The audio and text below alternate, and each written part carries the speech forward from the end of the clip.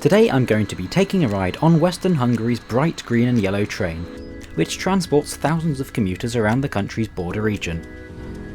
We'll be travelling across the Little Hungarian plain along the way, as well as stopping off at some interesting places. Let's go!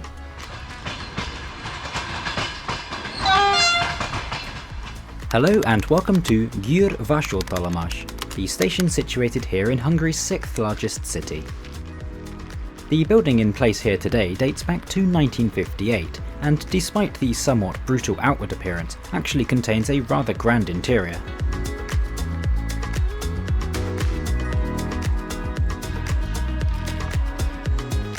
You can find all the features you would hope for here, with some ticket machines scattered throughout the main hall, for example.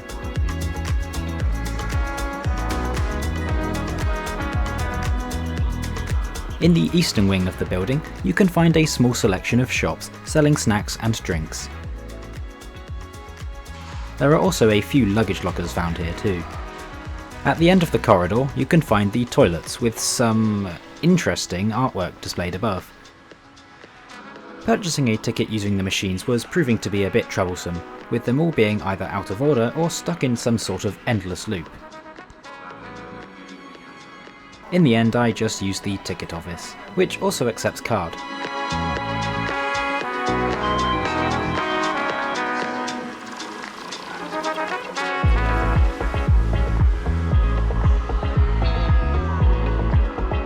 Győr sees a decent rail service, with frequent trains within Hungary, as well as international services to 8 different countries. This is the local stopping train down to Budapest Déli, operated with these ubiquitous Stadler Flirt units. You can also catch long-distance intercity services to many major destinations across the country. My train today is number SZ9932, the 0851 to Sopron. We'll be departing from track 5, which can be accessed by the underpass.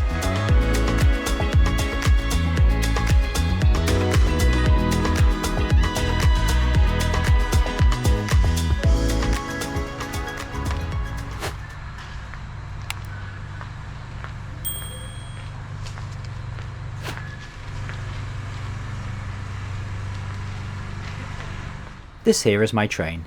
It's a Hungarian Type 435 electric unit, built in 2018 and part of the Stadler Flirt family, which you can find pretty much anywhere in Europe.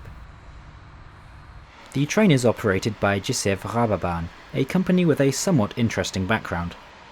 As the train is about to depart, we'll go through this a little later on. Like most Stadler trains, these units have a sliding step, although due to varying platform heights and types in the region, level boarding is not available. As a regional train, there are no reservations, so you simply pick your seat when you board. There's also no first class on the train. It's clear that GySEV didn't hold back on their interior design. It boldly matches their brand's colour scheme. Anyway, as it's a quiet train today, I just chose this bay of 4 on the right. Today's route begins from Győr's centrally located station.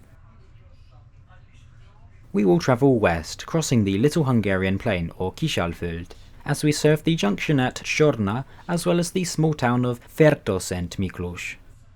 We'll then be continuing on to Sopron, a city not far from the border to Austria. This trip is scheduled to take 1 hour and 15 minutes to cover the 84 kilometres or about 52 miles of track.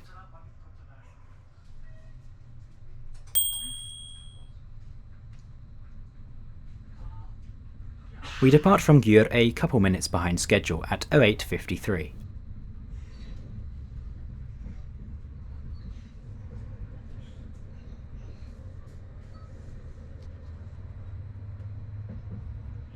Right after departure, we leave the main line and cross over the Raab River.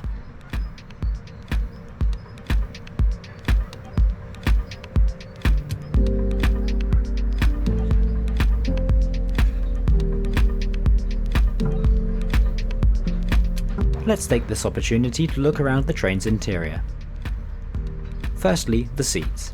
Now, these are not the best I've ever sat in by a long way, being fairly hard. There is a nice leather headrest at the top though. Between seats you can find adjustable armrests, topped with a nice wooden design. Whilst most seats on the train are in a bay of 4, there are a few airline style seats too, offering some great legroom. Beneath each pair of seats you can find a single European style power socket.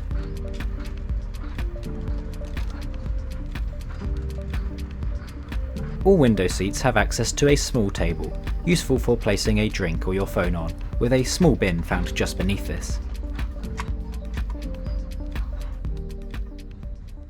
We are now arriving into the first station today, Ikren. This is the first of many stations on the journey, which has a total of 16 stops. Some of these stations are very basic, such as Raaberbahn, but nothing grand is needed, as this is just a small station for local journeys. I mentioned earlier that this train is operated by a company called GySEV. The name GySEV is short for Győr-Sopron-Ebenfurti, simply naming some of the places served by the company. With some routes operating into Austria, a German translation was made, Raab-Oedenburg-Ebenfurther Eisenbahn, which was then shortened to simply Raaberbahn. Ownership of the company is a little more complex. The majority share, about 65%, is owned by the Hungarian government, with about 28% belonging to the Austrian government. The small remainder is owned by Stadler, an Austrian construction company. We are now on the approach to Czarna. This station serves as a major 5-way junction for the area, with the Győr-Sopron line meeting the routes to Szombathely, Győr-Sopron and Papa. The name simply translates as black, which is perhaps rather fitting, as the city has a dark history surrounding World War II.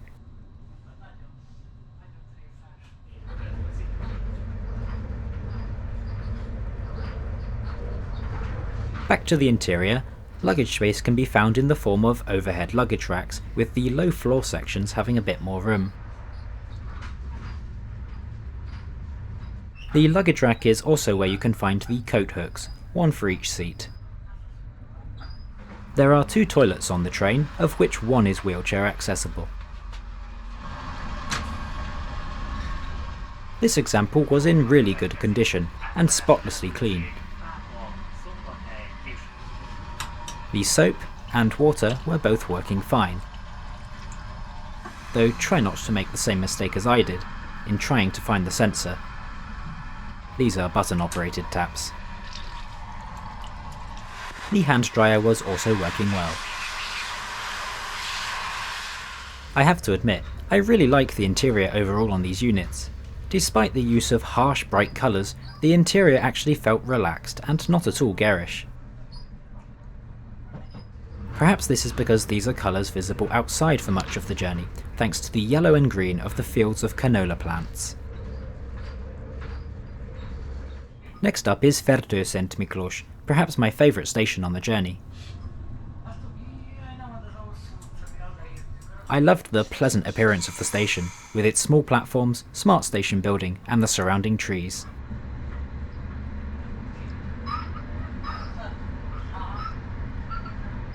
So now on to how much I paid for this trip.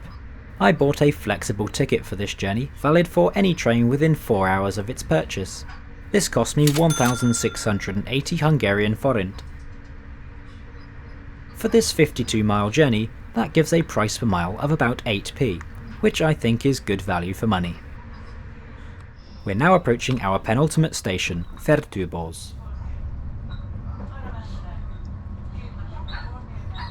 This station also sees service from the tourist railway Nagydzięki Széchenyi Muzeum Vasút. This is a 760mm narrow gauge railway which runs to the nearby Széchenyi Castle, just a few kilometres away. You can also see a couple of derelict steam locomotives rusting away in the bushes beside the station. Overall, I had a good journey on GySEV's bright yellow and green train. These Stadler Flirts are a good fit for the commuter trains along this route, with a pleasant spacious interior and suitable seating. It was also really nice to travel through the smaller Hungarian towns and see the quaint local stations on the way, such as Fertos and Miklós.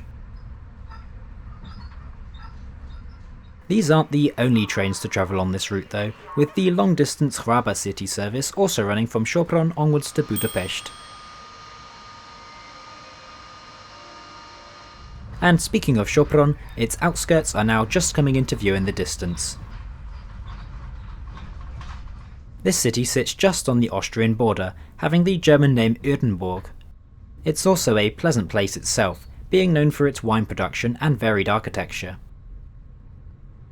One of the best rated hotels in the city, the namesake Hotel Sopron, is actually owned and operated by GySEV themselves, which makes sense as the city is a major operational base for the company. We arrive into Sopron about 4 minutes late at 10:10.